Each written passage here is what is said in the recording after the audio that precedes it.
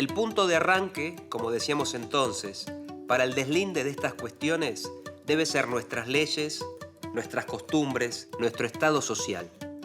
Determinar primero lo que somos y aplicando los principios buscar lo que debemos ser. ¿Hacia qué punto debemos gradualmente encaminarnos?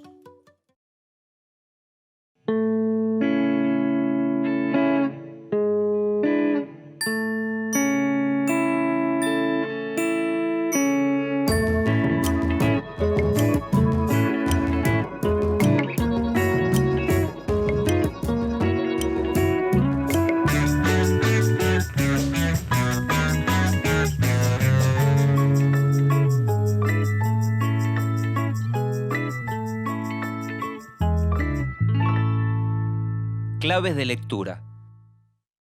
Obras de escritores y escritoras de la literatura argentina para leer y analizar. ¿Qué es la literatura nacional? ¿Qué y cómo tiene que contar esa literatura? ¿Cómo se define? Ninguna de esas preguntas tiene una respuesta única. Una literatura nacional es definida según criterios que se modifican con el tiempo. Está íntimamente ligada a cómo un pueblo se representa a sí mismo, con qué elementos, valores y costumbres se identifica. La identidad nacional es una construcción colectiva, muchas veces conflictiva. Para reflexionar sobre qué es y qué define una literatura nacional, hoy vamos a analizar algunos de los textos de Esteban Echeverría, Jorge Luis Borges, Alfonsina Storni, Leopoldo Lugones y Roberto Fontana Rosa. Dos épocas, pues, en nuestra vida social igualmente gloriosas, igualmente necesarias.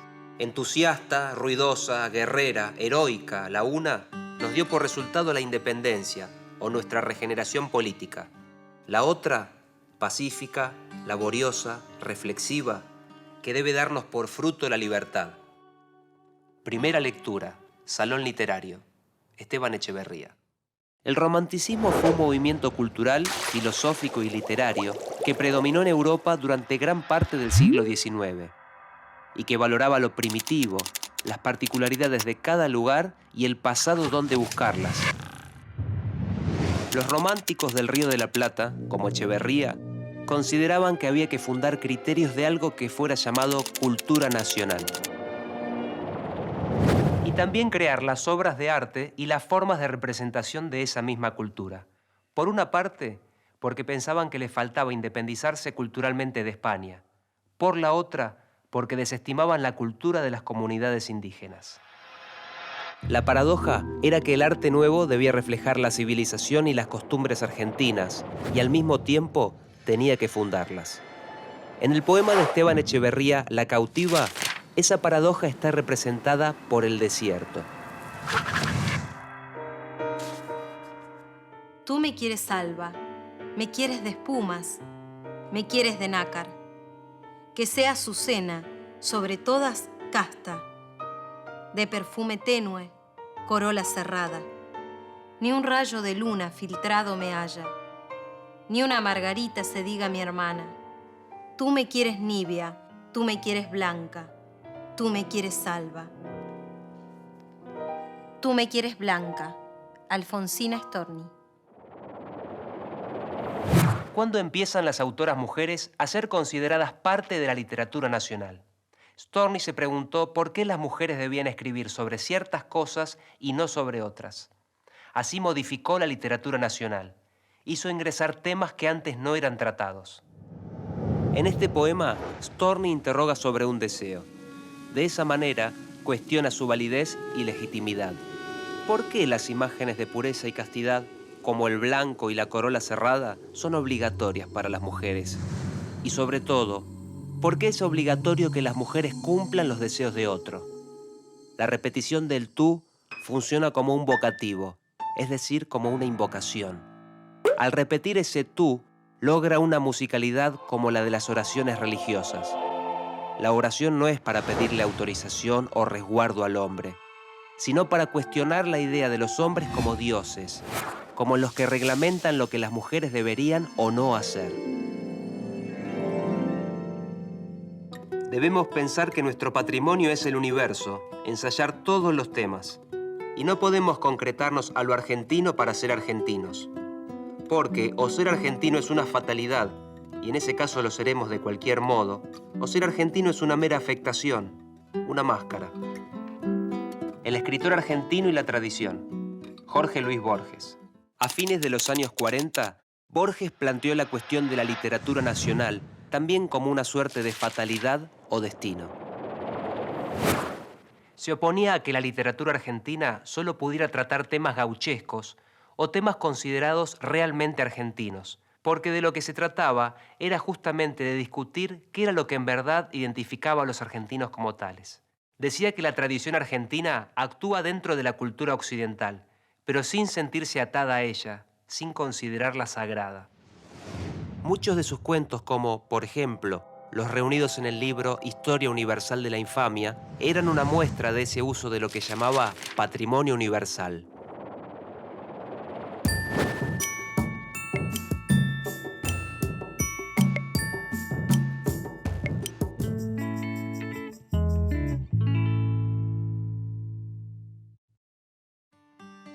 El payador de la comarca partía hacia la guerra con 2 amigos. Traían mucho camino por la sierra, con bastante gazuza, y como el enemigo ocupaba todos los pasos, corríanse a su flanco de trasnochada, afinando sus sigilos. Serenata, Leopoldo Lugones. En 1910, cuando se cumplieron 100 años de vida independiente del país, la pregunta por la identidad nacional reclamaba respuesta. ¿Qué era ser argentino? Y por otro lado, ¿qué era la literatura argentina? Lugones optó por una concepción de la literatura elitista. Solo unos pocos deberían tener la capacidad de saber y enseñar qué era literatura y qué era nacional. Desde sus primeros poemas estaba presente el vínculo imaginario entre el escritor y el destino de la nación. Definió lo nacional oponiéndolo a los contingentes de inmigrantes que llegaban a Argentina por esos años. Lo hizo revalorizando en su ensayo El payador una figura antes despreciada, asociada a la barbarie, la del gaucho. Volaban entonces damasquinados loros, urracas de terciopelo celeste y crema, carpinteros de moño carmesí que tijereteaban el aire a grandes aletadas. Y a pesar de vida tan profusa, aquellos bosques amenazaban con la sed. Las jornadas transcurrían sin un manantial. Carga. Leopoldo Lugones. ¿Cuál debería ser el idioma nacional? ¿Qué palabras deben usarse? ¿Cuáles no? Un ejemplo de esas dudas, muchas veces no explícitas, fue la búsqueda de nuevas palabras por parte de los poetas modernistas. El modernismo fue un movimiento literario interesado en alejar el castellano del tipo de lengua empleada en la literatura española, en la búsqueda de nuevos lenguajes, descubriendo nuevas técnicas. En Argentina, uno de sus representantes fue Lugones. La actitud modernista implicaba también apropiarse del idioma que había sido impuesto por España, conquistarlo. La idea de crear música con las palabras les permitía producir combinaciones extrañas e inesperadas entre ellas. Así, lo nacional en literatura parecía quedar enmarcado en algo más amplio, un movimiento de alcance latinoamericano. Agarré la corona y me la metí debajo del brazo, por no desentonar y tirarla ahí mismo al carajo. Después la máxima. Antes de pasar a la sala te recibe un tipo vestido de rey. De rey, mi viejo. Con capa, corona dorada, barba, espada. Y tenés que sacarte una foto con él. Medieval Times. Roberto Fontana Rosa. En muchos de los cuentos de Fontana Rosa, la forma en que usa las malas palabras contribuye a la construcción del humor. A la vez, ayudan a que creamos que sus cuentos podrían haber sucedido en la realidad, como si fueran algo que pasó en la vida cotidiana. De esta manera se puede pensar que las malas palabras también son parte del material con el que se construyen las literaturas y los idiomas nacionales, aunque pocas veces puedan imaginarse como parte de la literatura. A veces, el tipo de mala palabra que se use define un tono, un modo de la literatura de un lugar y no de otro.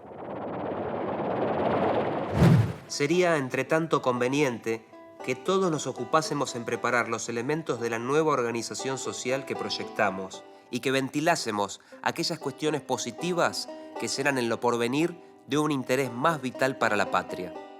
Los principios son estériles si no se plantan en el terreno de la realidad, si no se arraigan a ella, si no se infunden, por así decirlo, en las venas del cuerpo social.